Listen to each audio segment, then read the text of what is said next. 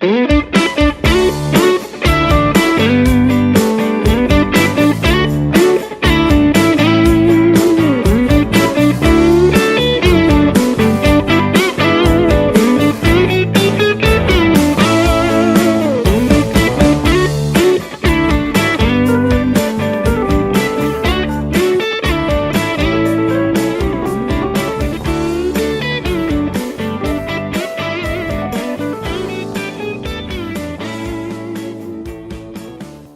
you want to say hello? Because you've not said hello for a while. What? What are you looking at me like that for? No, okay. Back by popular demand. And I mean by popular demand. And he's back. He's here. He's smiling, and he's, as usual, he's looking at me quite funny. Colin is here. Hello. Yes. This is We're Not Wizards, and we are going to be talking about some board games. Is it? Yes. I thought we talked about cars. No. Oh. No, that's We're Not Mechanics. Yes. Yes, which is our other show that doesn't exist. And this episode is going to be called The End of the Saga and Playing in Your Wise. Now, we know why it's called that. Yeah, because we sit with no trousers on. Exactly, but you will know why it's called that. How are you? I'm all right. Good. I'm all right. I've recovered. You've recovered because it was It was my birthday. It was the your weekend. birthday. Yes. It's like having to prompt you to say the word birthday. Did you have a good time? It was good. Yeah. Good fun. Yeah. Good. Because obviously the first question people are going to ask is, where have you been? I haven't been anywhere, Richard. I know. It's you that's been running free. I've been running around talking to various different people and talking to strangers. I know. I thought we told you not to talk to strangers, but no. Well, if you go out and you just kind of blindly go out and say, do you fancy having a chat? And people go, yes, I'll have a chat. Well, yes. It kind of happens, and then it's been building up, and our schedules just haven't It's been, really bad. Yeah, we've kind of just had no time to sit down and play anything and make noises about stuff. And actually, the episode we were meant to be doing was meant to have been recorded about 2 months ago. Pretty much. And then other things kind of took over. For those who are joining us for the first time, the reason that we do this is because they are quite simply not enough podcasts, not enough about board games, and there's certainly not enough podcasts out there that are just two guys. Two guys. Like us. There's hardly any podcasts. Two guys and one that's slightly older now, because he's been his birthday. Ever so slightly older. Yes. Have I grown so old? Oh, your beard is... Hello, I can't even see the microphone. What is going on with this nonsense? Hey, what's a microphone, Sonny? Hey, speak up. Do you want some questions answered or what? Playing. What we've been playing. What we've been getting to the table. We've got, obviously, our two mainstays that we said we were going to play, but we've been flicking back and forward between a couple of games. And last time we met, which was Friday, we played a bit of Pixel Tactics. Yeah, well, I played a bit of Pixel Tactics. You utterly kind of knew what you were doing, and I was wondering what was going on. Yeah, it was great until I showed Liam how to play Pixel Tactics, and then he just gubbed me game after game. Yeah, first time I've lost at Pixel Tactics. I beat you the time before. Well, I guess you went, I'm going to play a card that's just for lols. And that was, and then I was like, all right, so I did win, and I kind of got very, very lucky because my character could do just lots and lots and lots he was of damage. Awesome, yeah. Was he? Yeah. Is he one of these guys who just got it? And I'm just sitting there with my resting rich face. He was just doing all these amazing combos. It's like, I can't do anything. I hate this game. But you've got, because one of the things you got for your birthday, you got a lot of the expansions for it, didn't you? I went out and bought all the expansions for it. So you've now got a full box. I'm looking at the box now, and it looks quite big and imposing on It's a big couch. Solid bit of wood now, yeah. Yes, and in all fairness, I enjoyed it, but I haven't played it enough. So You've not played it enough? No, I've not understood the meta at all. It's a game where you've got to play it 3-4 times, and then you're like, oh, this is so good. It synergizes. I know where to put this front bit on the front back, bit on this bit on the right bit. I know where my vanguard is. I can tell my rear line from my my attacks and my magic and the stuff red like that. bit. The red bit. Give me back the first player card now. We've covered it in a previous episode. We did talk so about if you want to go back to a tactics, previous episode and listen to what we think about Pixel Tactics, you can hear me gush. it was such a good game. It was so gushy, but it's good fun. So we played that. Mm-hmm. One of the reasons that I was trapped from playing Dungeon Saga was because I took a journey through time. Time stories. Ooh. Yes. Now, last time I spoke about time stories, it was me and Gary Butterfield, and he was about to play it. Yep. And we had done the first round, and that was me and Mr. Leo. Yep. He was in there as well. And that was good fun, because Mr. Leo was taking lots of notes, as only an iconographer can do. He's a typologist, but is he? Oh, I thought he was doing. All right, okay. So, right. Well, I'm going to edit that out so I look smart then, Captain Clever Faces. I don't even think he's a typologist. He's got a really fancy title. He's a fontologist. Probably. He's a font of all knowledge, is Mr. Leo. So he's taking all the notes, and everything was fine. And then the next week we came back. Yeah, which we were going to have our game. Yes. But the guy that owns Time Stories was quite insistent that that you carry on. But Mr. Leo wasn't there. But you didn't have half your original players. Mr. Leo wasn't there, and also the most important thing, the notebook with all the notes in it, wasn't there either. Now, I'm getting old, and sometimes I'm the type of guy that goes, I know, hello, I'm 93. I lock the back door, and then I'll go to the car, and then I'll go, did I lock the back door?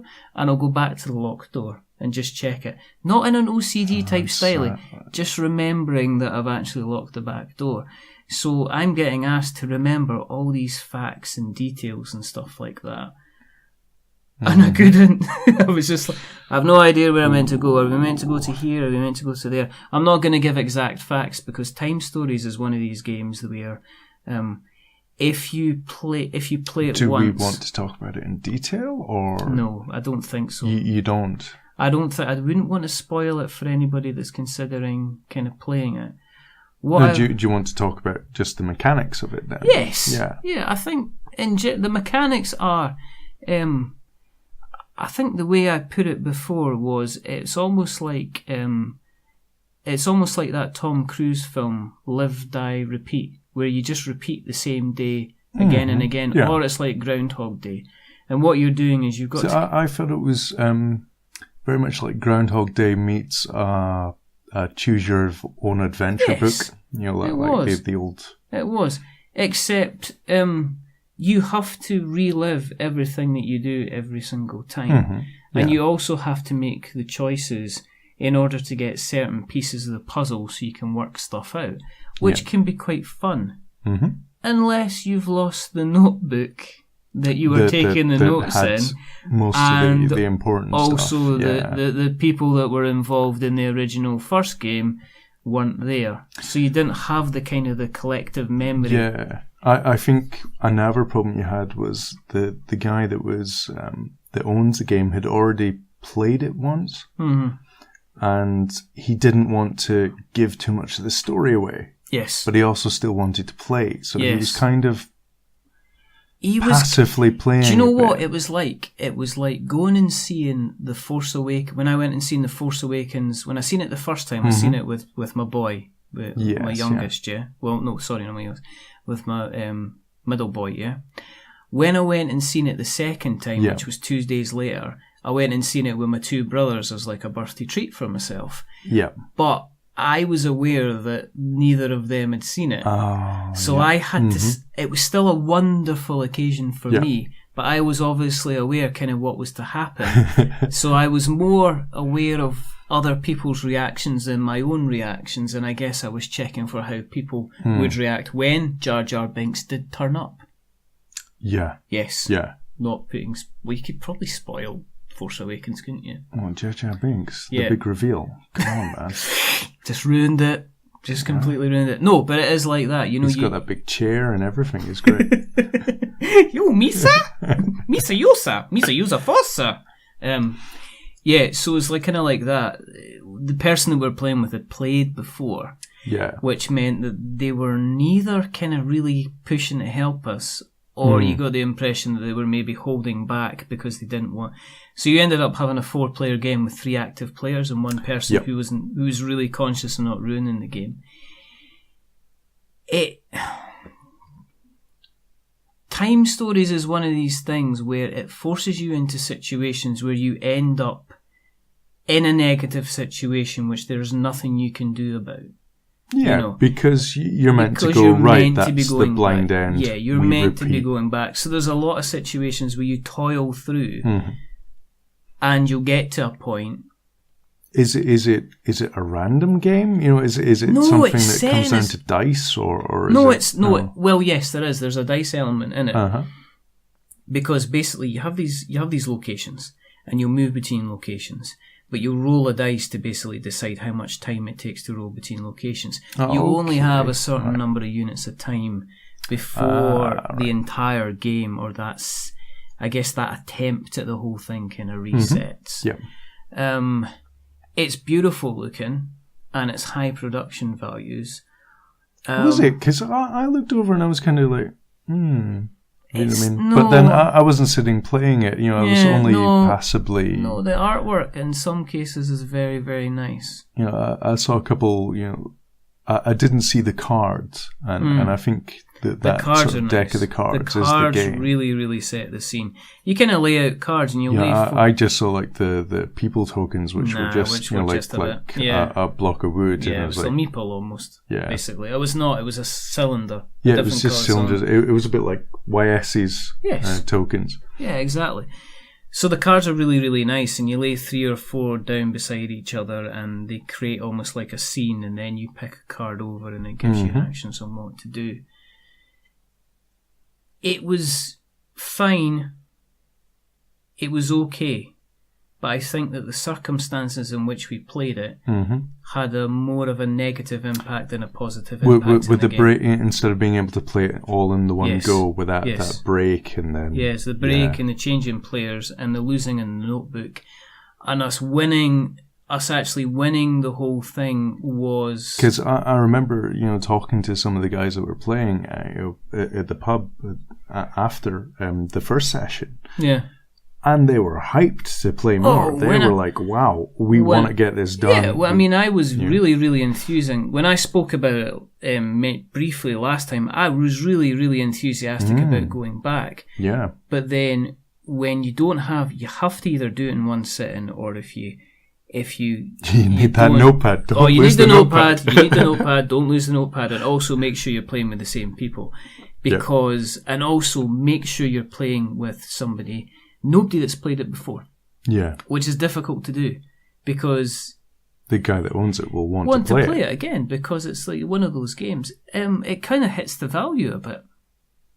Yeah, that was sort of the sort of group feeling after you guys had finished the game was, right, well, I'm not playing that again, if you know what I mean. Yeah. And not through you didn't want to play it again. It's the fact, well, I know the story. I can't play it again. No, you know, I mean, it was the outcome. I mean, you don't want to spoil it, but when you get to the ending, you're kind of like, oh, okay. But the worst thing is if you get to the end and you fail it, then you can't go back. It's not like other games. It's not like other games where you feel that if you fail this, you can attempt it again, because you know pretty much everything that kind of offered. Yeah, so you know too much to be able to go... You would be cheating it too much if you were to... Yeah, you would want to rush through, and you know stuff and everything like that.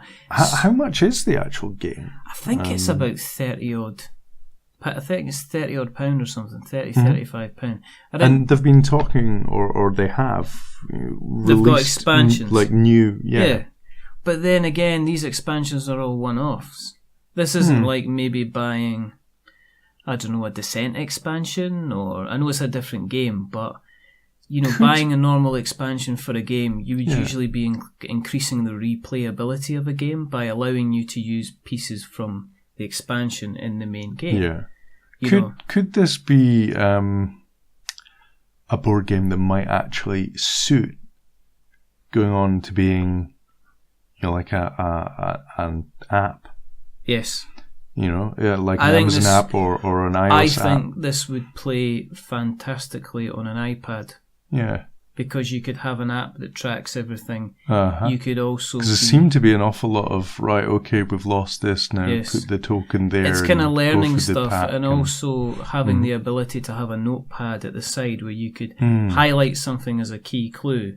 Yep. And then that would remind you'd have it all sitting there. It is one of these things, and I don't think you would feel that you had spent an awful lot of money on an app that maybe costs, say, maybe £5 to £7, yeah, and you got 4 or 5 hours entertainment out of it. You probably wouldn't feel too bad over it. No, and then if you bought the expansions afterwards, you would be fine.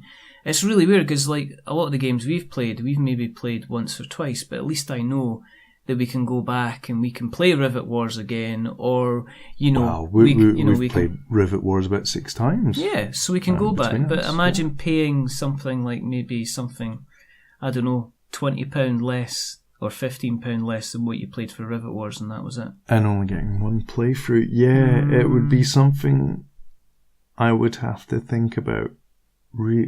Seriously think about. Yeah. Because most of my board games are snap decisions of, do I want this? Yes, I want this. Look at it this way. If this was one of those indie games on a PC that you see, where you're Gone Homes and Life is Strange and stuff like that, you wouldn't want to pay the full top whack for it because you get one go at it and that's it, and then the kind of thing's ruined. Well, I'm sure that I hate... Well, I don't hate to suggest it, but, if you look at a wee second-hand copy of it, then... Yeah. And I think the market for the second-hand market on it is very, very high, because you only play... I know that doesn't help the company release new sets of the game, but if everyone just buys it second-hand... yeah, I know, it's a difficult one.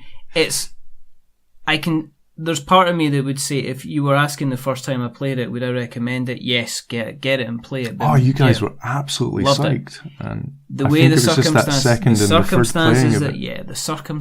that when the way we played the second and third game, we were a bit bummed out by it all. The players changed again, and Mr. Leo never came back again, I don't think, because he was then away. Yeah. So his nice little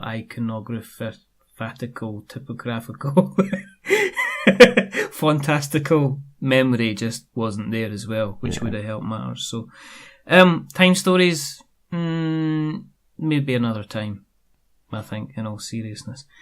But as I say, Pixel Tactics, definitely. Oh, I love Pixel Tactics. Yes. Really cheap game Fantastic, as well. Yes, brilliant. Is it the same price as the expansion? If you're looking at two sides of the spectrum in terms of replayability, Pixel Tactics is staring at Time Stories and going, "Hello, I'll get you a taxi." Well, a quick summary of Pixel Tactics: you have your squad, and your squad consists of a leader, which is it's a deck game, and you have a deck of 25 cards. You pick your leader from the first 5 cards that you draw. Yeah, it's random draw, and then each card you have from then on has 4 options with what you do it. So every single game has so many hundreds of combinations that could happen. And if you go back to the previous episode, which I'll need to remember the episode, it'll be there. It's episode 4 or something like that. It's episode Hejabidjabidja, something like Tactics in the Dark or something like that. But we'll go back and visit it. So those are the 2 that we've been playing while we've been trying to get games organised. But we did manage a little while ago to play YS. We've got 2 games of YS? Yes. So. Now, do you remember it? It was so long ago. It was so long ago. I remember when I went in, that table was Noutbit Fields. Yes, so we got this is the one first about the aircrafts, isn't it? Yes, yes. It is the one about the jewels. And it is... How would you describe it? The genre of game that it is, it's one of these games where your actions... It's an end result score. Entire result. You're going for the score you have at the end is who your wins. Victory points. Yeah. It's very much like, say, like your Forge War, which is the same thing, or Seven Wonders, which is another game where you've got your score points as well. Power Grid. It's very much what we would term a Euro game of points equal the prizes. Yes. Now, Mr. Colin, do you want to explain to the good people what YS is all about? What is the theme? Yes, it's set in. It might be a real city, but might not be. And you're basically a jewel merchant. Now, you're not the So you're waiting on cargo ships coming in with new jewels. And you're trying to acquire as many of them as you can. And if you acquire the most of a certain type of jewel, then you win that jewel section. Yes. But how we go about getting the actual jewels, the map is broken up. It's sort of like a circular map. Yes. And it's broken up into 4 parts. Yes. And each of those 4 parts has 3 different sections. One is the port. Yes. And if you win the port area, then you win the gemstones. Yes. If you go for the middle area, you just win influence. Yes. Or you can go for what it calls a palace, and then you get one of the king's favours, which is a card that allows you to change some of the rules of the game. Yeah. You can play whenever you want. Yeah. And to win one of these sections, it's all done by this really great blind bidding, which just makes so much backstabbing. You should see it's the grin on his face right now, because Colin is very good at these type of games. I don't know if I'm it's awful. the way your mind works, but you seem to have an ability to go, oh yes, if I put this here, and this there, and this there. Meanwhile, I'm probably about 3/4 into the first game before I finally go, oh right, that's what I should have been doing. Yeah. Which is always the same with me. I should be putting it there, because you have like these wooden different coloured dowels. Yep. And on the base of every one of these dowels is a number. Yep. And what you do is you've got the main kind of circle, as Colin explained with the sectors, but then off to one side you've also got like a jewel You market. have the actual jewel market, and that there's 4 different colours of gemstones that you can get. There's red, green, white. Oh, there's 5 colours of gemstones you can get. Okay. We use 4. Red, green, blue, and yellow gems. And white is like a random, so you exchange the white ones for whatever colour you want at the time. And there's purple. There's black as well. Oh, there is black as well. So that's 6 colours of gemstones. Okay. Sorry, we can edit it out, right? Okay, let's put a marker in. But it's good to have you back. Yes, It's good to my have you amazing memory for games. We've still got other things to talk about. But the gem market is broken up into it's basically a square. Yeah. So there's columns and rows. And if you win the row, you win another gemstone. Yes. But what you're trying to do is win the columns, because the columns mean you can alter the price that each of the gems is worth. Yes. And you're trying to basically go for a colour. So you pick blue, and you try and win the marketplaces where you'll get the most blue gems. Yes. And you also want to manipulate the marketplace so that the blue gems are worth the most. And the idea being at the end of the game, when it comes to these points, is that you have manipulated the market enough to increase the gems you've taken are worth the most, and you while have the at most the same time you've got the potential to lower the value of other people's the gems other ones. as So well. you could see that the person who's second closest to you in gems has gone heavily for yellow, and you could make the price of yellow gems fall so that your gems are worth more. Yes, like what you did to me. Yes. Which was nice. Yes, it was nice. Yes. Where did I finish in this game?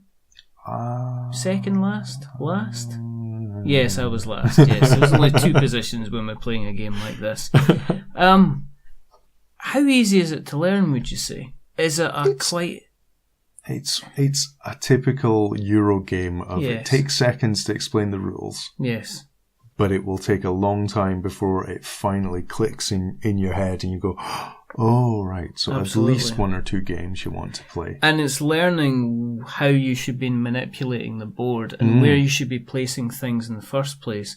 Because... the guy that won the game that we were playing... And he did a tactic I'd never seen anyone win with before, and that was he basically just went for the middle tier.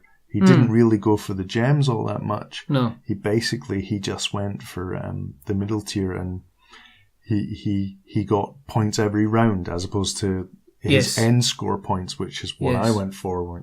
Yes, and I just went for the ones that looked the prettiest. Oh. Which was nice. Oh. Gem me up. How you actually bid in the game is where the fun of the game is. You have 9 tokens, and these tokens are blank on one side and have a number on the other side, and the number's 0 to 4. Mm-hmm. And every turn you've got to place down 2 markers. You've got to place one down face up so everyone can see the score, and the other one you place face down. And you can put that anywhere on the map that you want, so you could absolutely try and win the one zone by putting everything you have in the one zone. Yes. Don't recommend that. But. No, because you also want to be very aware that in some point you've got to put stuff on the market, because the market is where the control is. It's all very well winning points, winning the additional cards which allow you to do certain things, or winning the gems themselves. If you don't have control of the market, you could, in effect, have a whole pile of, say, blue gems or whatever. Yes. And they'd be worth nothing because somebody has gone in and sunk the price of blue gems to at the end of the game, worthless. You could find out that even though you control all the blue gems in the game, you only get 9 points. Exactly. Whereas the person that made yellow, the most valuable one, gets 36 points. They're just romping home every single time. Looks-wise...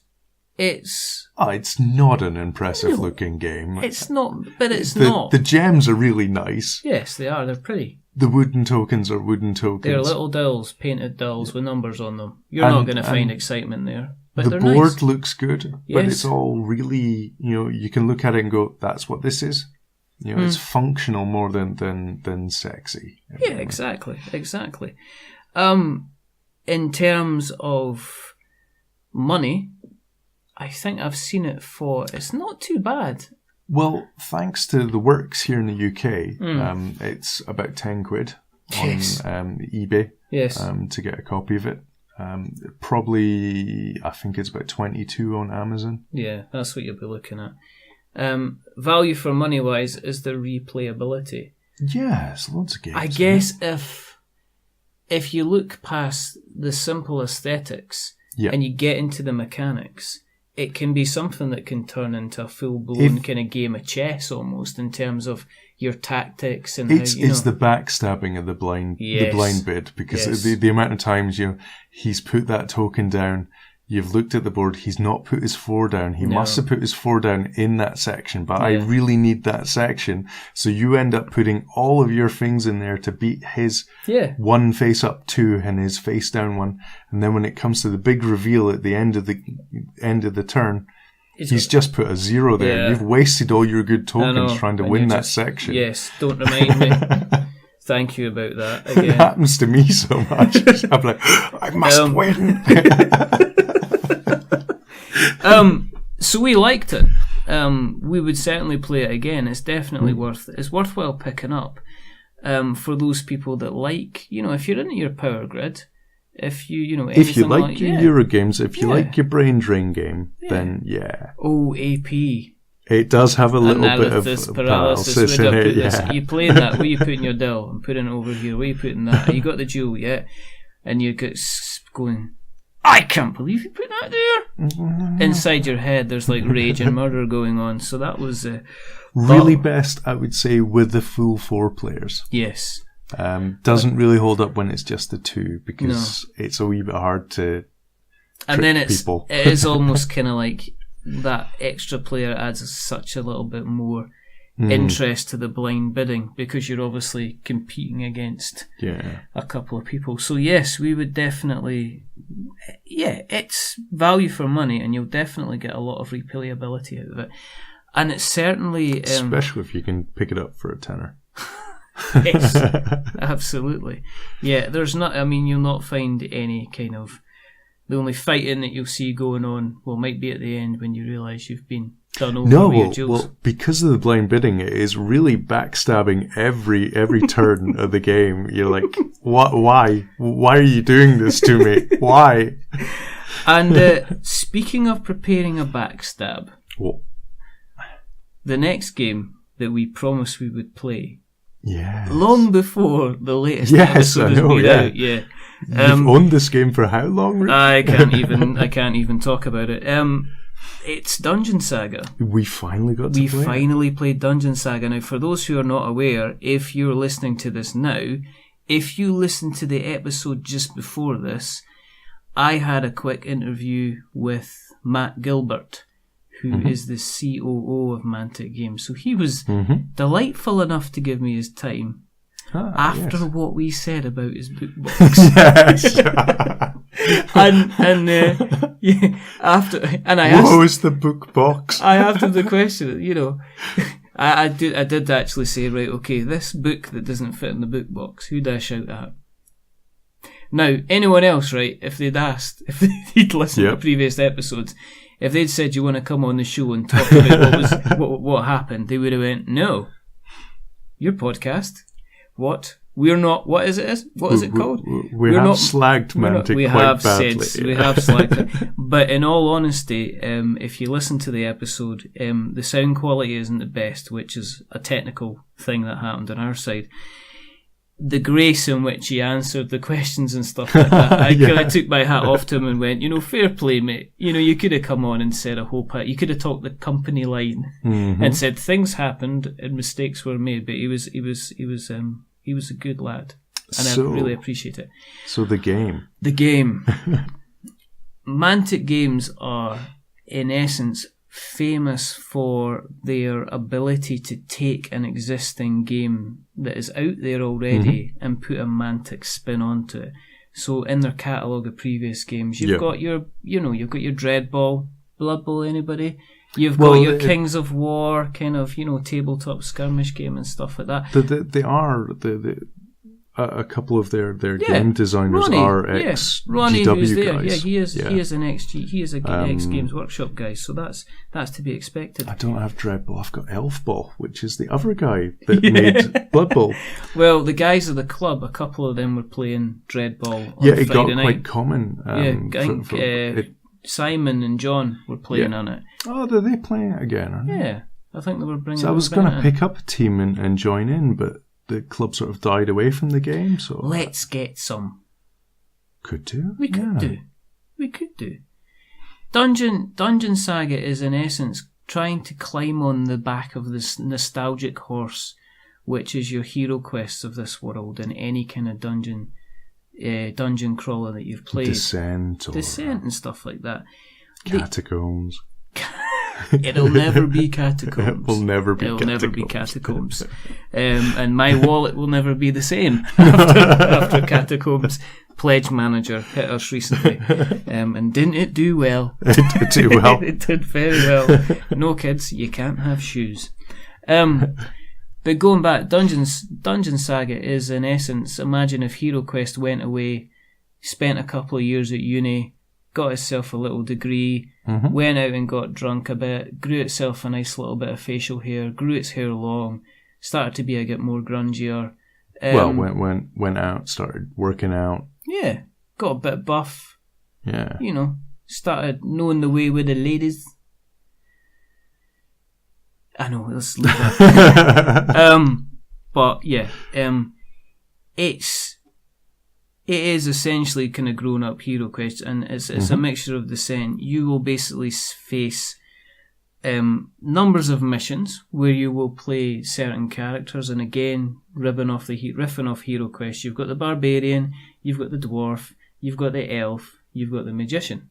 Yeah. And the idea is that you play through certain missions. One of you will. You've got the paladin. Oh, yeah. Shush. That's somebody else. You've got an. Yeah, it's a paladin, isn't it? It is a paladin. Oh, for goodness sake. Cut. Let's just stop. I remember why. I remember why I have you on now. Because you're one of the founders. No, it's so you're playing the character against the Dark Overlord character. Yeah, he gets the most fun. Yeah, because he gets everything. Yeah, pretty much. So you set up I mean, if you're used to playing Descent, or if you have played HeroQuest, you're essentially setting up a map where the heroes will start on one side and they have an objective to reach. And like... they'll have things they have to achieve on the map. And the guy playing the Overlord... basically has to hurt them. Yeah. But, the sort of map it's a collection of card pieces which are all tiled laid out. Yes. It's all, it all looks super amazing. It's like really nice graphics on the cards. Yeah, we're not during this discussion about Dungeon Saga. We're not going to talk about the Kickstarter side of things. No. It's been covered. If you want to hear about that, then listen to the previous it's a episode. launched game now. It's not a Kickstarter. It's doing itself on it's doing itself on the retail side of things, so it's doing quite well. Oh, that's good. But you've got your tiles that you lay out according to a map. You'll then have the adversaries, the monsters that you lay down. And the Overlord, the Overlord will have a deck of cards where they will be allowed to take kind of additional actions. It's the usual. You have a movement number that you can move, and so then you have so many squares on the tile pieces. So many squares on the tile pieces, and then you've got the option to attack somebody. Or you can use an item, or you can cast a spell. What was the interesting thing I found there was you had to, was it move first or was it attack? You move first, then you attack. You had to move. If there's an awful lot of these games, you get the choice of you can either move and then do your action, or do your action and then move. Yes. It's quite interesting with the fact that you're stuck with this. You have to move. Yes. Or do your action. And the reason for that is because unlike unless it's stipulated in things like say Descent, you have a finite amount of time in order to complete the mission. The way it works is the Overlord has... Did we? Yeah. Did we play that wrong then, did we? Yeah, you've got until... No, we said until all the cards were used up. Ah. Yes. All right, okay. So the Overlord has, say, 12 cards or 15 cards or 20 cards or 25 cards. And what he does on his turn is he will basically have a set number of actions. So he will not be able to move every single model that is active on the board. He'll only have, say, 2 activations. Yeah, but what does he actually get? He gets it's all like undead creatures and everything. So you got zombies. But you only get so many of each type that you're allowed to have on the map. So you get told you've got a limit. So you'll say, okay, you're allowed 4 skeleton warriors and you're allowed 2 zombies. Mm-hmm. So you can't go you'll have piles of bones that are placed all the way around the board. And as an Overlord player, one of your actions can be to raise one of these bone piles. But cleverly enough, you're only allowed to raise a certain limit. So you can't go raise crazy and just raise every single kind of adversary or skeleton or whatever that you've got. Yeah? Was that our start? Is the microwave ready? Get the popcorn. That's fine. So the Overlord then has a card, And what they do with their card is it allows them to raise more dead, or it allows them to take more actions, or in some cases it allows them to interrupt the player, which means that they can. Usually the heroes move, and then the Overlord players move. I didn't get to see that. And then the interrupt allows you to, if one hero moves, you can play an interrupt card, so the Overlord can step in and have a shot, and then the hero gets their shot again. It's got, as I say, the thing with it is that it's trying to keep you going, and the reason is because if you run out of Overlord cards, then that's it, it's game over. The Overlord is effectively won and has won that kind of round. So that's how the Overlord wins? Yes. Right. Either that or they wipe out all the heroes, which makes it kind of interesting, which is why it's pushing you to move. That must be really difficult to achieve. I think that some people have house ruled it, so that they have increased the number of turns that you get, because I can believe in certain situations if the Overlord plays his cards right, he could pin you down. Right. Because when you do a fight, and this is what I kind of found interesting, you would both roll dice. You would both roll dice, and then you would both roll your dice, and then what you would do is you would remove all the ones which are the minimal amount of armor, or which fall under the kind of the creature's armor rating, and then you would match up the ones that are left to see which one's gonna kind of win against each other. If you manage to hit a couple of times, then you might just reduce the enemy to a pile of bones again. Yes, you had to really, really strike them in order to strike them in order to kind of completely remove them from the board. If you just managed to hit them, then you were turning them into a pile of bones, which means the threat wasn't entirely gone, because in the next move, the Overlord player had the chance to kind of resurrect them again. But there was some other things as well which I thought were quite good. It had the arc of attack, which meant that if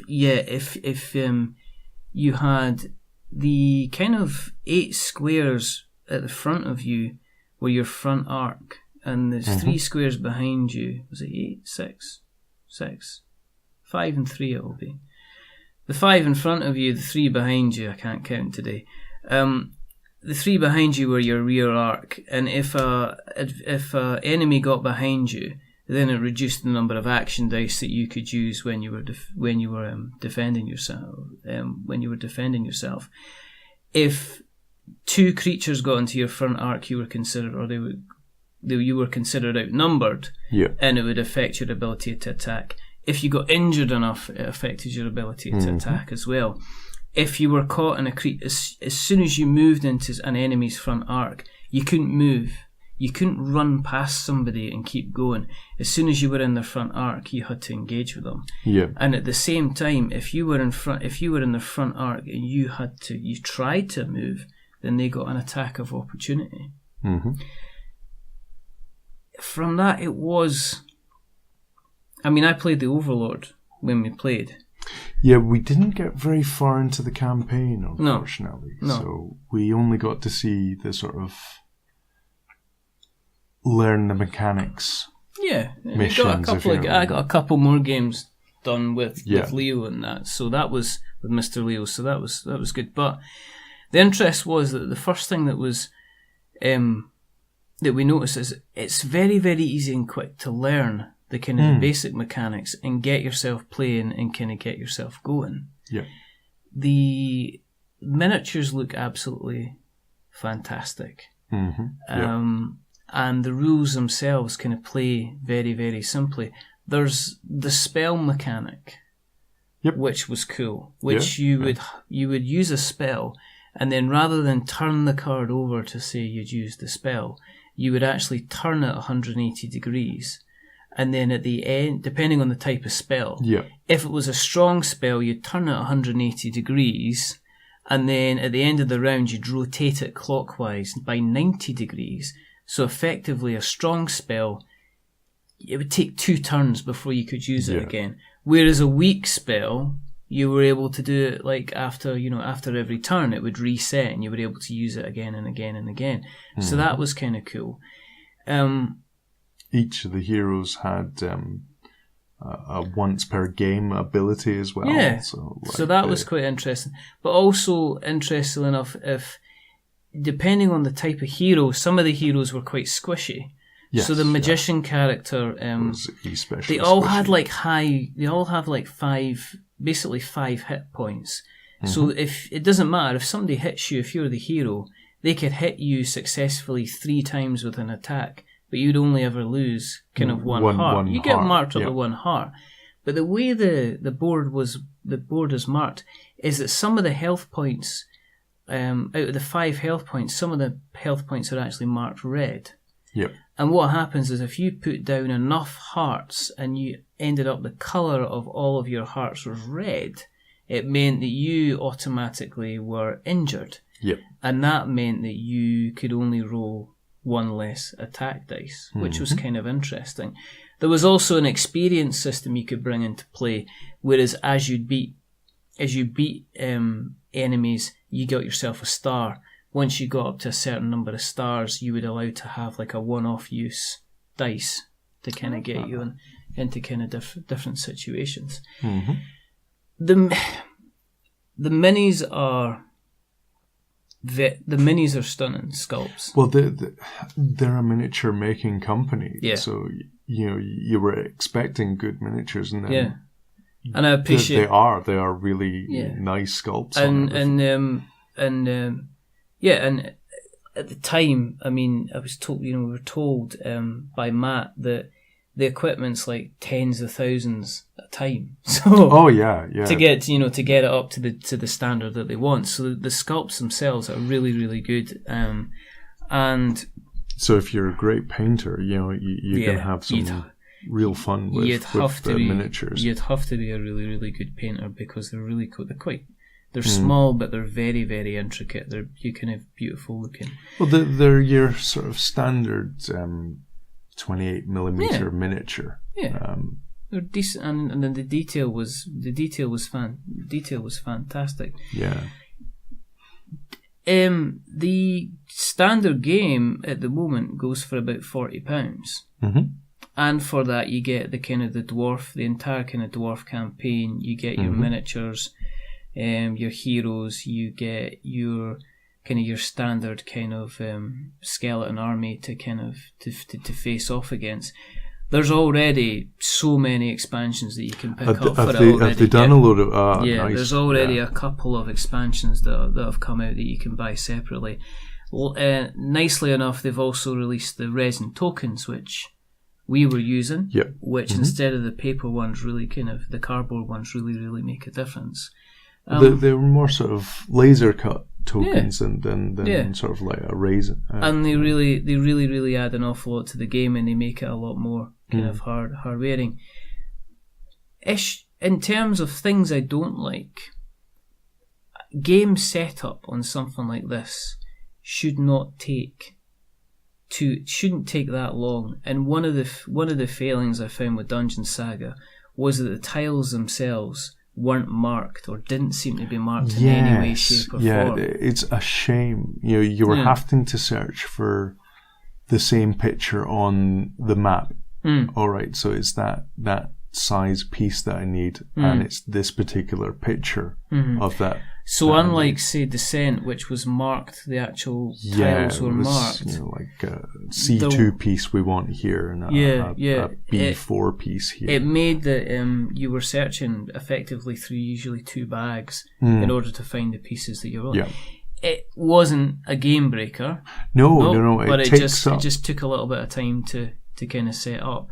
What I did like about the scale that they've gone for is it doesn't take up as much space as Descent needs. No, absolutely not. The squares in miniatures are about 2/3 the size. Yeah. About 2/3 the size of the Descent scale, if you know Descent, of course. Yeah.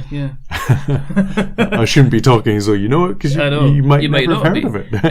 It's 28mm for the and the Descent ones are slightly taller, with 35 or something like that. I think there would be 32mm. Right, so you're looking at a difference in height, but what that means is a difference in the size of the base, which means a difference in the size of the tiles. But we were easily able to play a game on maybe 3/4 to 2/3 of a standard kind of kitchen table, because the layout wasn't massively massively huge. In terms of setting up the cards and things like that, again, because you've got a limited number of cards that you have to use for the Overlord, you do get playable characters for the Overlord as well. There was a lot of stuff, but the way it came, with because we were only doing the beginning campaigns, it came listed like that. It was like, use the first pack that you get. Use this pack, and it had first, everything we needed for the first. Yeah. Well, we only got 4 games into it, didn't we? Yeah, something like that. Yeah. Of the first campaign. Yeah. And you've got the 2 campaigns because you're a Kickstarter, if I remember. Yeah. And that, I mean, the cards were there. The artwork was decent. The sculpts were decent. The game it's very, very easy to play. People that have probably little collections of Hero Quest or have played Hero Quest in the past would probably get a kind of a waft of nostalgia coming off when they played it, absolutely. And even somebody that maybe wants to play Descent, but especially because it's a D6 game, if you know what I mean. It's not like Descent where it's those weird dice. Even that kind of thing, it's kind of toe to toe there with what Descent is. I mean, that is unfortunately, comparisons between the 2 games you're always going to get, but they are very different feeling games when you sit down. Yeah, when you play them, there's a difference in the kind of the tacticals and the movement and everything like that. That is all kind of very, very, very, very different. It is quite easy to play and pick up, and everybody that I played it, including like Mr. Leo, Stu had a game as well. They all kind of found it very, very easy just to pick up and dive in and play. Yeah. In terms of value for money, 40 quid, it's not going to break the bank. It's unfortunately that's the standard price of a board game, and it's and it's 20 quid cheaper than a video game at the moment, from what I can see. So it's not for you console plebs. I know. I don't have such a thing as a Steam sale unless I'm buying an iron or a kettle. I liked it. I'm gonna play some more of it. There's mechanics, and there's going to be more equipment that you can get as you go on. There is a campaign. There seems to be tons and tons of expansions, and also looking at the books I've got, the missions, we just scratched the surface with regards to unfortunately, we've just had no time to sit down and play, unfortunately. But what I've seen and what I've played of Dungeon Saga, I enjoyed. I didn't, unlike Descent, we didn't get that game where it was so stacked to one side. Yeah. And we didn't get, the game where it was so, obvious that, this is one for the heroes to win piecemeal. No. Well, we did get that because we were playing the first 4 missions, how do we play this game? Yeah. But, and slowly introducing more and more mechanics to the game. But and the other games I played, I certainly enjoyed them. So, if you're interested in a simple dungeon crawler, then it's certainly worthwhile looking at. Yes, And they've announced they're doing Star Saga. Oh, so a space version of it. Yes. Because they've got a huge sort of sci-fi range of their miniatures. So we'll see. The quality for that will be. We'll keep it. We'll take an eye on that, and we'll have a look. And if we look at that, I think there's their campaign for that starting at the end of the month. Is it? Oh, yes, apparently so. Moving on. we've obviously spoke about what we've got to the table. Yes. What would we like to get off the shelf, Mr. Colin? I don't know why I'm calling you Mr. Colin. It's because I feel we've not done this in a while, and I feel I should be polite. We've lost our gruffness. We have lost our gruffness. Shine your shoes, governor. All right, mate. Do you want a cup of tea? Do you want a cup of tea? Do you want to sit down? Do you want to sit down? How about crumpets, sir? Do you want a Capri? Shine your shoes, governor. Please, sir, can I have some more? Getting them off the shelf. What are we going to play, Colin? Well, I was going to go with Taj Mahal. Taj Mahal, which is by Rio Grande Games. Yeah, because I don't have very many Rio Grande games. No, you don't like your Rio Grande games at all, do you? Taj Mahal, let's grab the box. We're going to do live and interactive.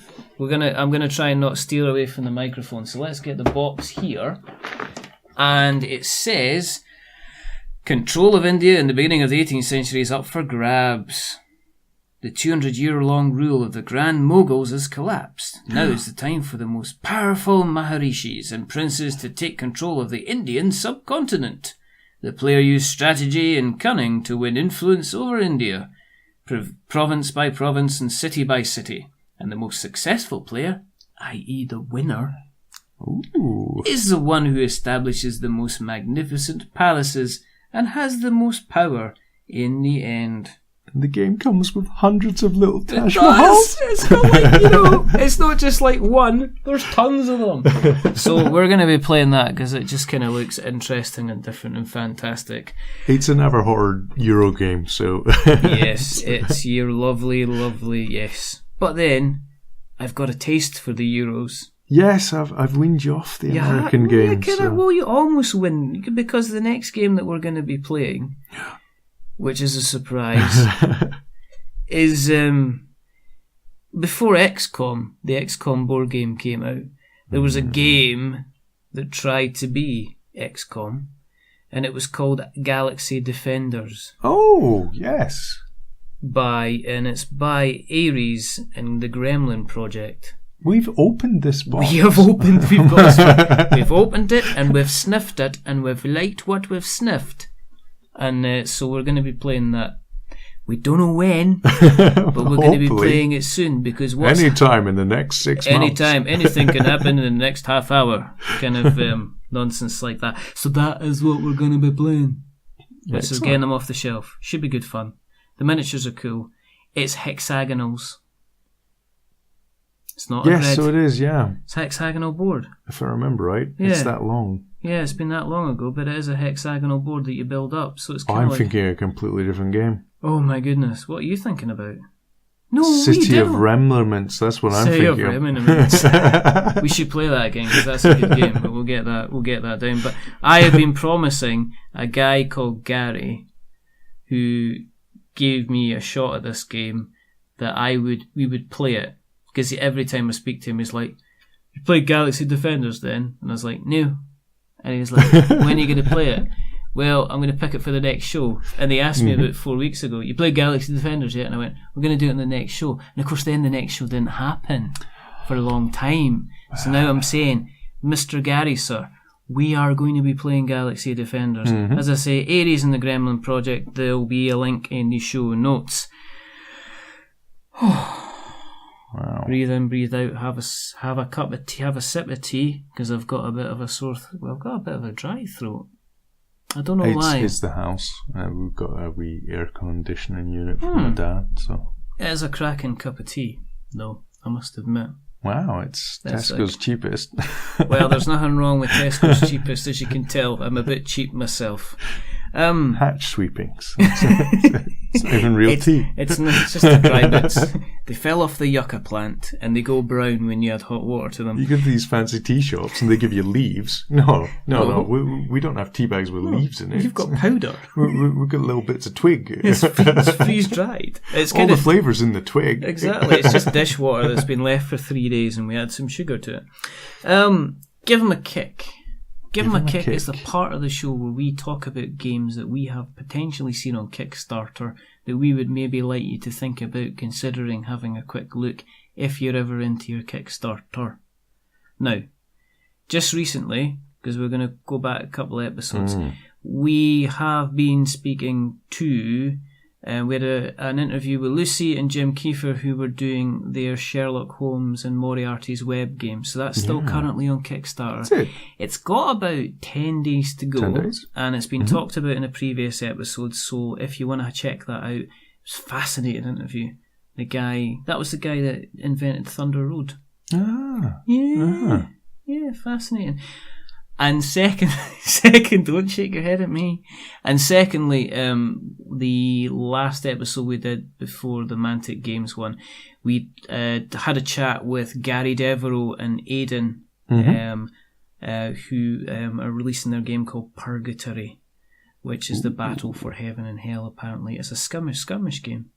We'll have a look at it later on, because I think you might like it. It might be good. That's coming out on the 10th of October, so again, listen to that episode, and that should be good fun and worthwhile taking a look at. But what today, there's 2 games that we want to kind of draw your attention to. One of them is an expansion for an existing game called Ember, the card game, and the expansion is called From the Ashes. Now, I like art. And one of the things that really caught my eye on the expansion is I'm going to show Colin, and I'm going to let him tell me what he thinks of the art on this particular game. Let me show you this. This is live, and you'll see it on the camera as well. Okay, look at that. Ah, yeah, it's nice and colourful, isn't it? It is nice and colourful. It's basically a game. This is an expansion to Ember, which is all about it's about creating sets of cards and playing those cards in order to defeat your opponents, basically. And they take on the roles of apprentice spellcasters trying to impress their rivals by conjuring the most powerful collection of mythical creatures. The more powerful the creatures, the more prestige you gain in victory points, and there can only be one master of the Ember. So basically your cards come together. So you've got things like the Raven, you've got the Dragonfly, you've got the Wraith, and if you match 2 cards or 3 cards, or is depending as in sets, that helps you kind of gain those kind of victory points.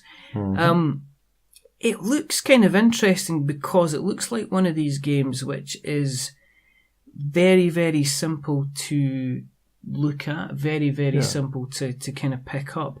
But they're very, very much touting themselves as a kind of a gateway game. And they say on it, listen, you can learn how to play Ember in 3 minutes, but finding your favourite strategy might take a little while longer. Might take a lifetime. It might take a lifetime, if not longer.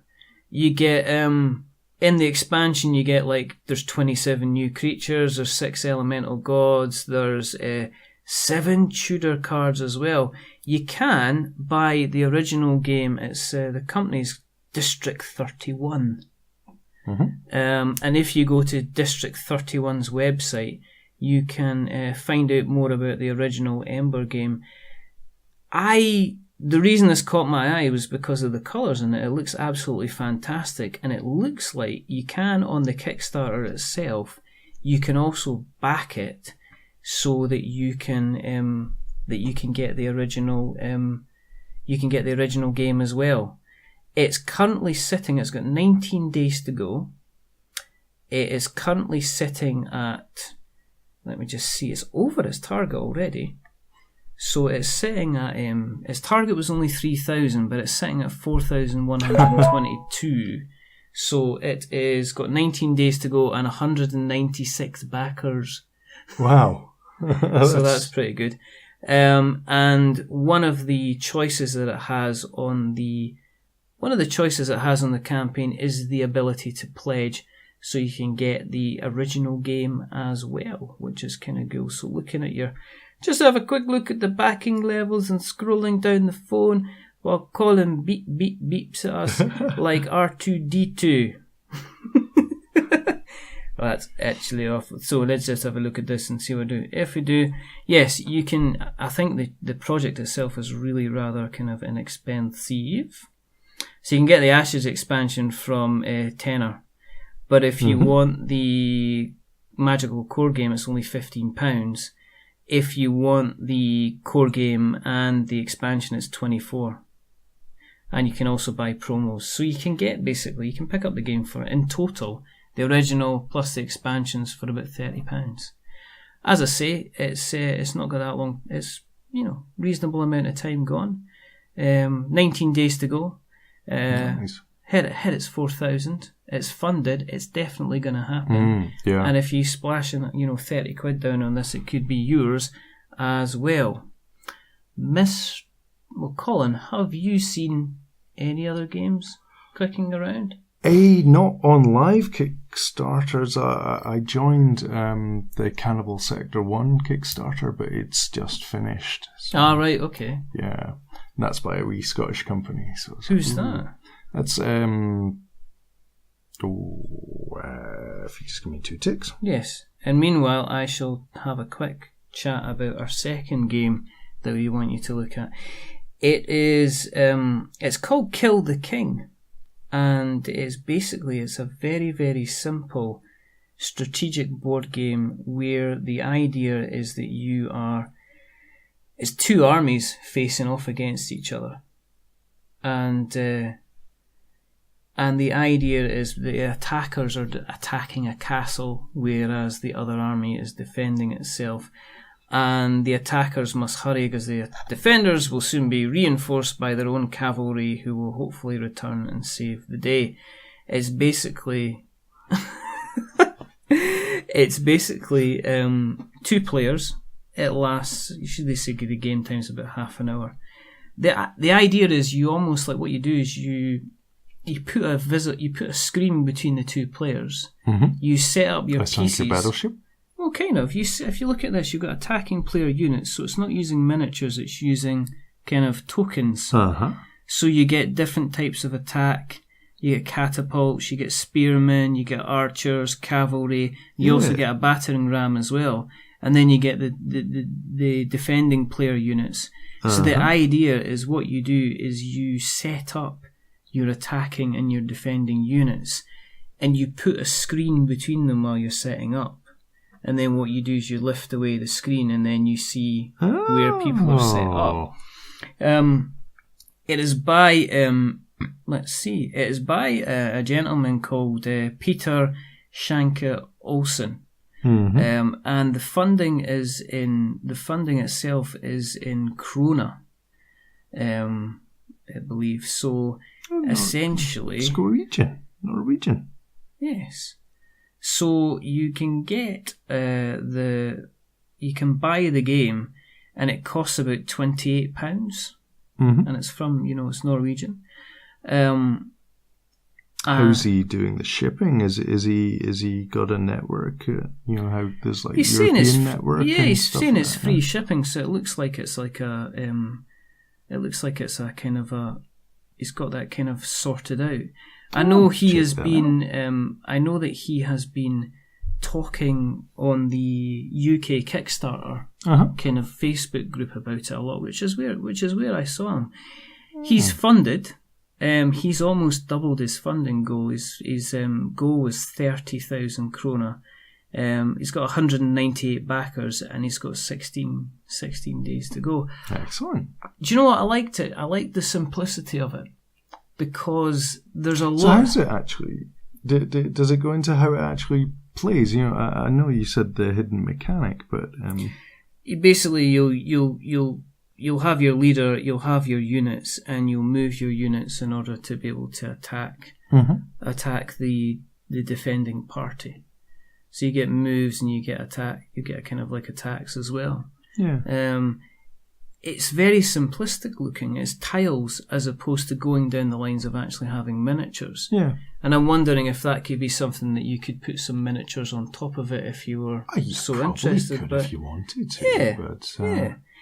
As I say, that would make the sort of like blind positioning a wee bit more difficult. Yeah, well, it kind of caught my eye just because of the simplicity of it. No, I like that wee idea of the completely hidden deployment and everything. And you've got it's got a Giga mode as well, which is basically what you do is you get 2 copies of the game. 2 copies, yeah. And you put them kind of end on together, so you make a really, really big, huge, amazing castle.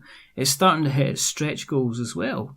Oh, excellent. Which is kind of it's just kind of interesting. So again, it's doubled its funding. It's got 16 days to go. It's called Kill the King, and it's by Peter Shanker Olsen. So he does have a Eurozone. That wee symbol means he's got a distributor. He's got a distribution centre. Which will be quite good. So that's quite interesting as well. Obviously, we will put in the show notes. We'll put the links to both of these projects so you can take a look. As we always say with Kickstarter, what do we say? Always beware. Yes. Make sure it's because you're not buying a finished product. You're buying the chance that company might make the finished product. Yes. So that means they might not make the finished product. Check, as I say, buyer beware. Check the websites, check their social media, check their Facebook page, check if they're part of any kind of groups and stuff like that. It's an investment. If they're very distant, then you might want to be careful. Yes, as I say, just so we don't. And as we've put on we've got our little transparency policy now that that we put on. That if we mention Kickstarters on the show, we're not saying go out and buy them. It's up to yourself to make that decision. I've dropped in about Sherlock and Purgatory. Yes. So shall we move on very quickly to some shout-outs, because what I've been saying on the interviews is I've not been doing the shout-outs to people. Aww. And what we've discovered is that we kind of hit 1,900 downloads today. Did we? Yes. Oh. And a lot of that has been to the fact there's been some fantastic people who have been kind of retweeting our stuff, and I did do a little thank you on the episode that's just gone out just to thank everybody. But today, for some reason, we kind of have hit a little bit of a trek. So it's time for me just to go back very quickly and say hello to a couple of people. Just a thank you to a couple of the guests that have appeared kind of recently. First of all, Sam from Staying In, Gary from Bonfireside Chat, Paddy from Twin Humanities, and Jeremy Greer from Who Is the Worst, but is also from Don't Give Up Skeleton and is therefore one of the best. Just a couple of shows. Again, if you like us and you maybe want to look at something different, then give us just give them a quick listen. Some of these are new that we've not talked about before. Some of them are old and lovely. We have got some old guys that we love very, very much. Quest for Magic and Steel, which is the basically this is Empire Steel running through their weekly kind of D&D session. You've got David, you've got Amara, you've got Shia, it's just really, really good fun. It's only half an hour an episode, so you can blast through it, and the comedy is really, really good in it. Dark Insight, Mr. Charles, Mr. Cliff, and Mr. Jeremy Greer again, because the boy gets about everywhere. They're talking about video games. Dark Insight, excellent. We're going to skip these people. No, we'll go back to them later on. Some new guys. We've got Paul, Brian and Evan doing the Megaten Marathon, which is about the Shin Megami Tensei games. I know them well. Yes. I don't. No, I don't. No, but it's they're doing that, and they're also doing Persona games, which are quite famous on the Vita. It's interesting even if you're not into the games, because they do cover a lot of stuff. We've also got Auto Advanced Text, which is David and Robert, and they are talking about the Ace Attorney games case by case. Ooh. It's fascinating. It's really, really good fun. Cinephiles and Cenobites, gentlemen by the name of Mox and Ono, and they talk about horrors. They talk about horror genre. So they pick a couple of films, they pick new ones, they pick old ones. It's It's good fun. It's a slightly different format, but they're kind of, I was going to play a horror game on my Vibe, but no, it's too real. The Vibe's excellent. I mean, it would be far too real. Polyhedron Collider. Do you know what they do? Board games. Rifles. Well, I'm only giving them a shout out. Just on their last episode, they asked for questions. And I submitted about 7 of them on Twitter, and they kind of answered every one as well. Oh dear! So hats off to them. That's Andy, Steve, and John. So hats off to you boys. They're decent. They're not as good as us, but no, that's not funny. That's probably they're better than us. They've got a proper website and everything. Ooh. Yeah, I know, proper. They're like professionals and stuff. The Monster Closet podcast, which is a new one that I've been listening to. Lee and Alan and Paco talk about games, which is all good. And that's it. That's it. I don't think there's anything else. But as usual, we put the shout out for questions, and as usual, we were not. Twitter said no. Twitter didn't disappoint us. Okay, so we're going to questions. We might have some live ones. We're going to Twitter. We're going to Twitter. And here we go. We're going to start off with our lovely questions. Do you see that? You didn't see this, but no. Me and Colin are recording a new episode tonight. So do any of you lovely people have questions for us? Hashtag Colin is back. and okay, so as usual, Nick Jones, guess what he said? Maybe? Yes. Oh. Yes? He never says that. He did. And he said, did Colin miss us? No. No.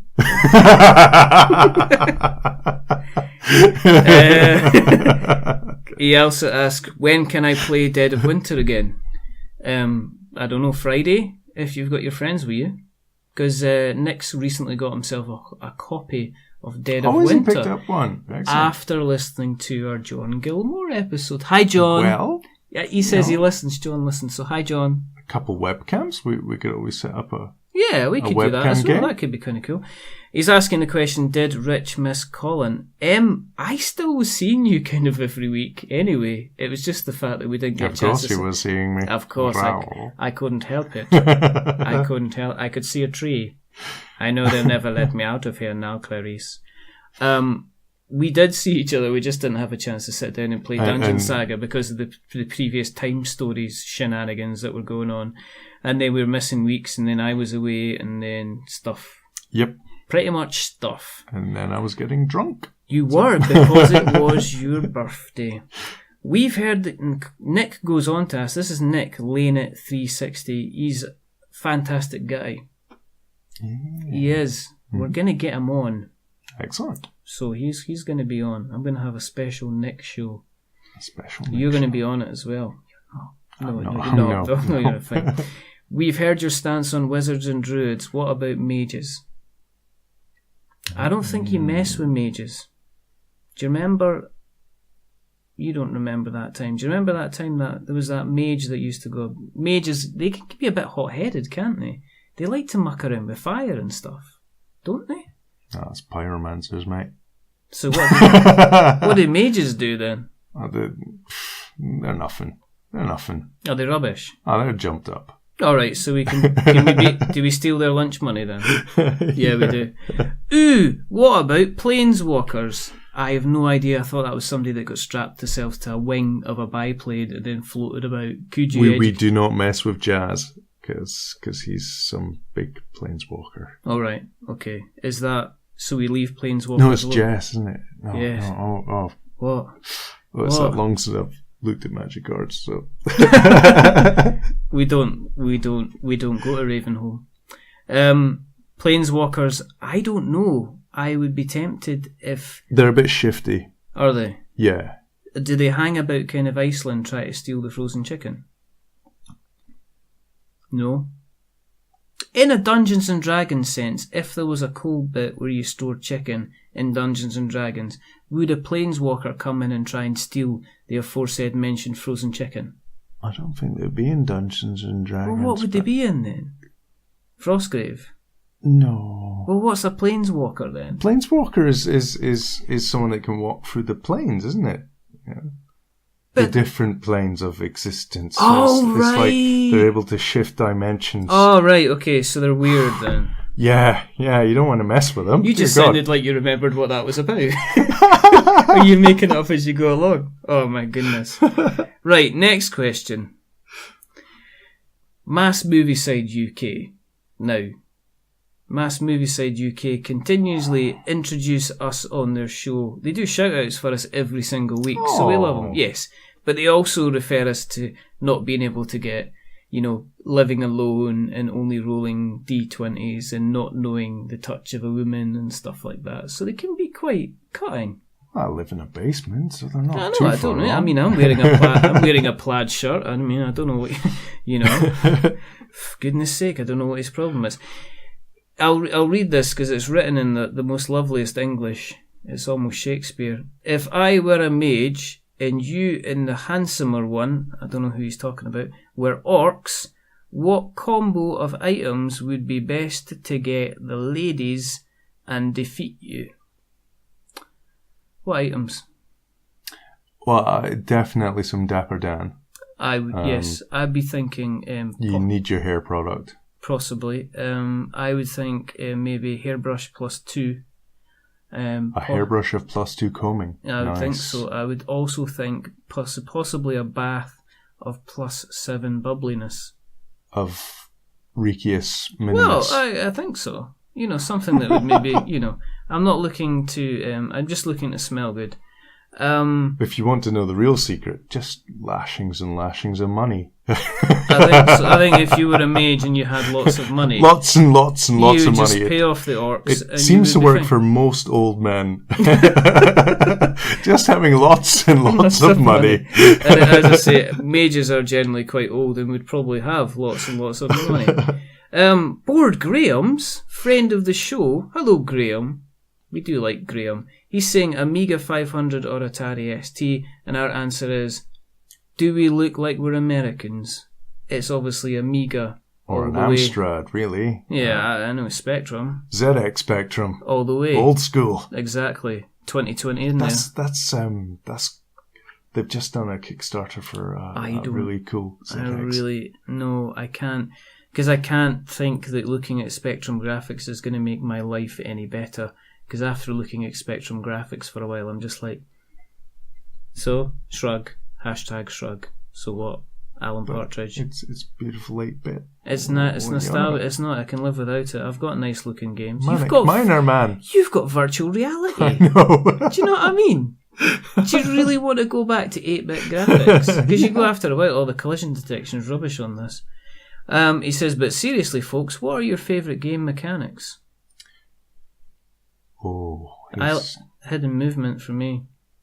You really enjoyed? I really, really enjoyed Whitechapel. In fact, Mr. Jeremy Greer, who was on the show, has got a copy of Whitechapel, he told me, based on the fact that I enthused about it. It's so good. You should be in for lashings of fun. So I do like, my favourite game mechanics are hidden movement. What about you, Colin? I like a bit of backstabbery blind betting, as we can see with my love of Wes. Yes. But in a game like Shadow over Camelot or Battlestar Galactica, that whole like, who is the traitor? Who is the one that keeps on putting in the 4 points that just meant we lost? It's glorious.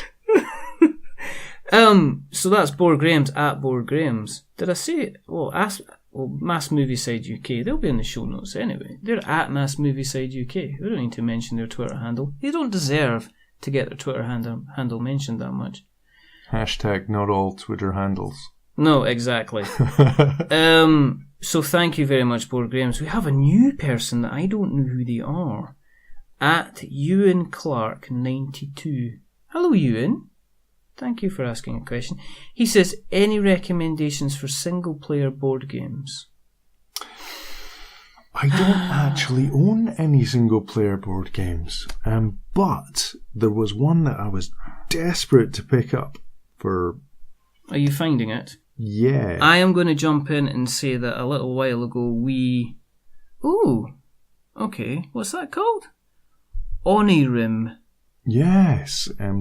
Oh. It's a little single-person card game. Okay. It just takes about 15 minutes to play. But it's all about matching numbers, which are like gateways. All right, but cool. the card art is just absolutely Stunning. Beautiful on it. It's a gorgeous wee game. Oh, yeah. I'm getting shown this, obviously. If you look at the camera, you'll be able to see what we're talking about. So that's Onirim. Yes. We'll need to remember that and write that down and stick it in L show notes as well. You're trying to get rid of the nightmares from a city through the use of cards. That sounds pretty good. That sounds a pretty good reason to be using cards. Sans Elite is the other one that would spring to mind for me, because Mr. Jeffrey Greer, Pascal Games, he is doing it. It's a solitaire card game based around the adventures in World War II and overcoming obstacles using resources to take enemy bases. And it's... Yeah, it had that interesting way of having to fight your way up the hill of the pyramid of the cards. Yeah. There's other ones you can look at. I think that there's a lot of games now that seem to be going towards having a single player element. One of the ones that always people talk about a lot is Mage Knight, which... I always thought that was a dueling game. No, it's a one that you can Mage Knight, you can single player it as well. Yeah. It's got quite complicated instructions. Here you go. Mage Knight, single player by the power of Google. And somebody's actually asked on Board Game Geek, would this be worth the price of the single player alone? Oh, that's so blessed. And the answer is maybe. Let's see. The answer is maybe. Yeah, so that's maybe worthwhile looking at. That's quite a lot of money to pay for a single player game. Yeah. This I like. Oh my goodness. It is a thing that's been... Oh, listen to this. Look, he says, title says it all. This is my first post on the site, so if this is wrong spot to ask someone like this, please let me know. And the first response is yes. And the first response is, hello! And then somebody is saying, yeah, it's kind of, but with Mage Knight, I have to admit I really enjoyed the first 2.5 solo plays I did. It's worthwhile, but it's also it's quite a reasonably priced game. Whereas there's probably single player little card games you could pick up. Board game wise can be difficult for single player because you really have to have some kind of proper... I've seen there was a whole load of games I was quite interested in. They're called the Coin series of games, and they all have a single player variant where all the other factions, they're all faction based games. So one of them's built around Vietnam, and it's called Fire on the Lake. Right. Okay. After the book. Okay. So one person's playing the Americans, one person's playing the democratic Vietnamese, one's playing the Chinese supported Viet Cong, and the other one's playing the VC faction. Okay. But there's like another version of it where it's Cuba. All right. I think it's called Cuba Libre. I could be wrong on that. I'm just pulling it off the top of my head. head. No. It's cool. It's cool. It's all good. There's another version of it where it's based on Iraq and Iran and all the dissident forces. Are they expensive? Yes, they are. Because Mage Knight, I can see Mage Knight looks like it's going for about 54 quid. So that's quite a lot of. That's quite a lot of money. They're quite interesting. Is they have like really in-depth actions. So you can run the other factions. So you get this big list of a bit like almost like a computer program of how the other factions will play when there isn't a human being playing them. That's pretty cool. And they're quite interesting. It's all called the Coin series of games. You should be able to find it if you look up Coin series on Board Game Geek or something like that.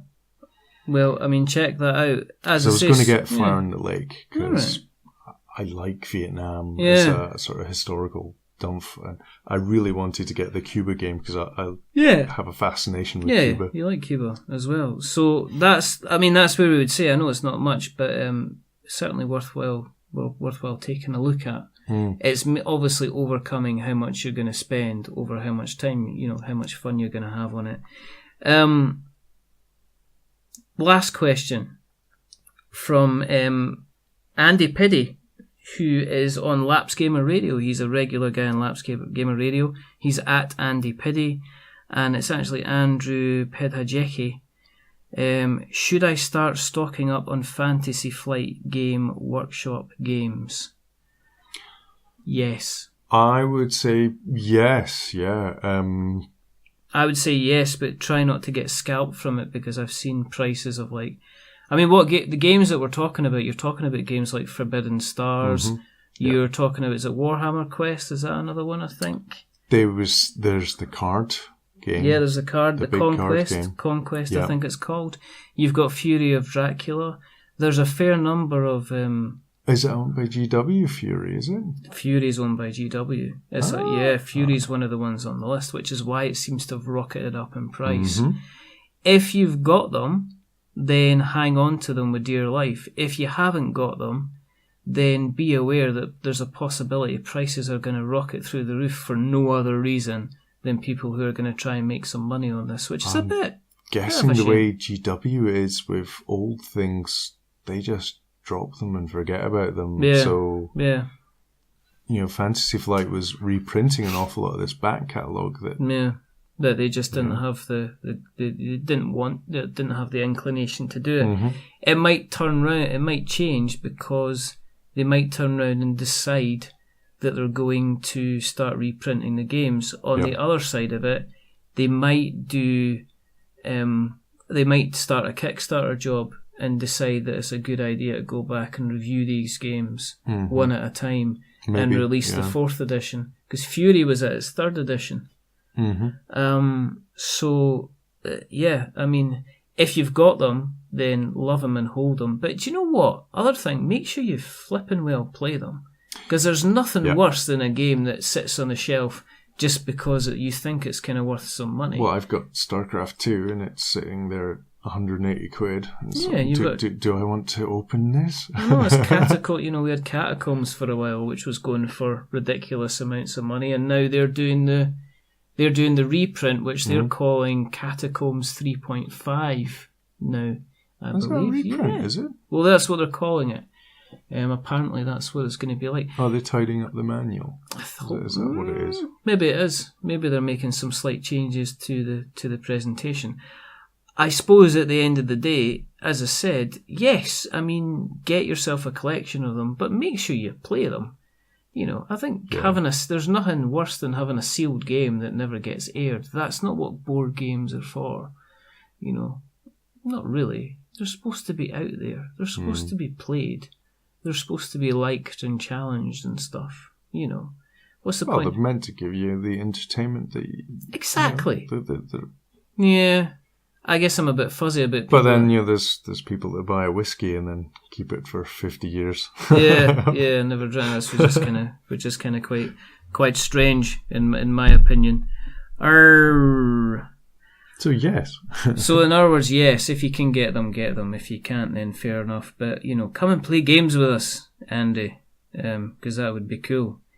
I think that'll do. You're not going to believe how long we've nattered on for this time. Is it a long time? It's a quite long time. But it's your kind of, back at you kind of. It's your comeback tour. It's the Colin comes back kind of. We should have changed the title then, but we agreed on the title before we started. If you want to keep in contact with what we are doing, then there are several methods. If you want to find us on Facebook, you can go to facebook.com/We're Not Wizards. If you'd like to look at some photos of us, you can go to instagram.com/We're Not Wizards. Yes, we've got Instagram. No, I didn't tell you about it. We're on Twitter at We're Not Wizards. You can get us on our website, we'renotwizards.com or .co.uk. Yes. You can also email us on magic at we'renotwizards.com or .co.uk. I'm helping. You are, and we're also on Acast, which is another. We're all over the place at the moment. we're on the iTunes as well. We are on the iTunes, which I don't have the link for, never have the link for, but I've got the link for somewhere. And just for the sheer joy of it, I am going to discover the linkage and I'm going to read it out again because this is what we have to do when we have it. Because you might as well. You know what? If you do like what you're hearing tonight, go and give us a review. We seem to be getting a few. Oh, yeah, excellent. I know exactly. I just don't understand where this love is coming from. You can get us on iTunes, which is itunes.apple.com/GB or US or whatever, whichever country you're in. iTunes.apple.com/GB/podcast/we're-not-wizards/ID 1084198405. I'm sure it's got some sort of search thing. You don't have to type all that rubbish. I'm pretty sure you can go to iTunes and just search for We're Not Wizards. But if you do, drop us a like, drop us a subscribe. I hate doing that because I hear other people doing it and I'm kind of like... No, well, iTunes is rubbish. It doesn't tell you anything. It doesn't tell me anything at all. It doesn't even tell you... Has anyone downloaded this? We don't care. Would you like to buy a shiny new phone without a headphone jack? No. No. No, we wouldn't. No, we like our own choice of our stuff. Thank you very much.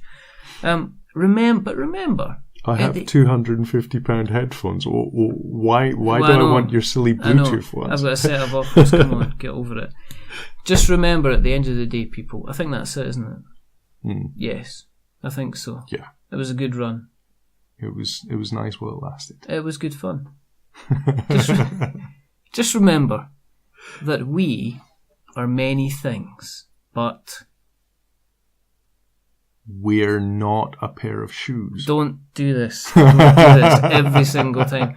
We are many things, but we're not wizards. We're not wizards. You're a wizard, Harry. You're a wizard, Harry. Say goodbye, Colin. Goodbye, Colin. And I've been Richard. Some things never change, do they? For goodness sake. Do we do an end song? No. Do you know why? Because we've got music now. Oh my god. Yeah, we don't have to do an end song. We've got a lovely jazzy piano, 1980s piano thing. You go away for a couple of weeks, I get that. And we've got 1980s funky guitar music as well at the beginning. It's good to have you back.